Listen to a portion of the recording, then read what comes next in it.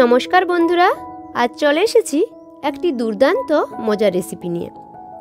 আজকে আমি তোমাদের কোনো রকম আগুনে পাক করা ঝামেলা ছাড়া মাত্র একটি নারকেল দিয়ে বাচ্চাদের প্রিয় কোকোনাট মিল্ক ক্যান্ডি বানিয়ে দেখাবো। ভিডিও শুরু করার আগে একটি ছোট্ট অনুরোধ, যদি চ্যানেলে নতুন বন্ধু হয়ে থাকো তবে প্লিজ চ্যানেলটিকে সাবস্ক্রাইব করে দিও। তো চলো শুরু করি আজকের রেসিপি। প্রথমে আমি চকলেটের মোল্ডটাতে তেল ব্রাশ করে নিচ্ছি, আর তারপর কোকোনাট ক্যান্ডি বানানোর জন্য আমি বাজার থেকে একটা বড় সাইজের নারকেল নিয়ে নিয়েছি। প্রথমে নারকেলটাকে ফাটিয়ে নিতে হবে, তারপর একটি কাটারির সাহায্যে খোসা থেকে নারকেলটাকে তুলে নিচ্ছি। দেখো বন্ধুরা, আমার এতগুলো নারকেল হয়েছে। এবার একটি নাইফের সাহায্যে নারকেলের ওপরের কালো খোসাটিকে ছাড়িয়ে নিতে হবে। এবার আমি নারকেলগুলোকে একটু ছোট ছোট পিস করে সোজাসুজি মিক্সারে দিয়ে দিচ্ছি, আর সবগুলো নারকেলকে আমি স্মুথভাবে পেস্ট করে নিব। দেখো বন্ধুরা, এভাবে করে আমি পেস্ট করে নিয়েছি।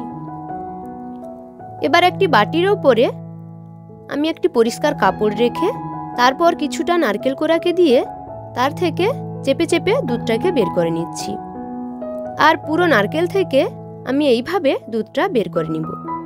দেখো বন্ধুরা, নারকেল থেকে পুরো এক বাটি দুধ বের হয়েছে।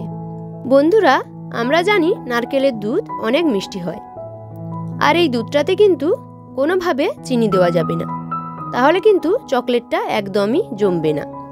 এবার আমি আগে থেকে যে চকলেট মোল্ডে তেল ব্রাশ করে রেখেছিলাম সেটাতে একটা চামচের সাহায্যে দুধটাকে মোল্ডে দিয়ে দিচ্ছি।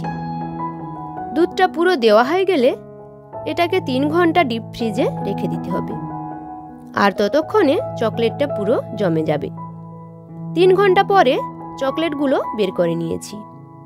দেখো বন্ধুরা, চকলেটগুলো কত ভালোভাবে সেট হয়েছে। এবার সবগুলো চকলেটকে আমি বের করে নিচ্ছি। বন্ধুরা, এই নারকেলের চকলেটগুলোকে কিন্তু বেশি সময় বাইরে রাখা যাবে না, সঙ্গে সঙ্গে ফ্রিজ থেকে বের করে খেয়ে নিতে হবে, না হলে কিন্তু চকলেটগুলো গলে যাবে। আর এই চকলেটগুলোকে তোমরা ডিপ ফ্রিজে 4 থেকে 5 দিন পর্যন্ত সংরক্ষণ করে খেতে পারো।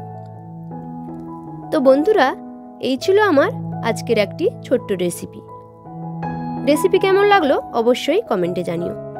আজকের মতো এখানেই বিদায় নিচ্ছি, দেখা হচ্ছে পরের ভিডিওতে। ততক্ষণ পর্যন্ত ভালো থেকো সবাই, ধন্যবাদ।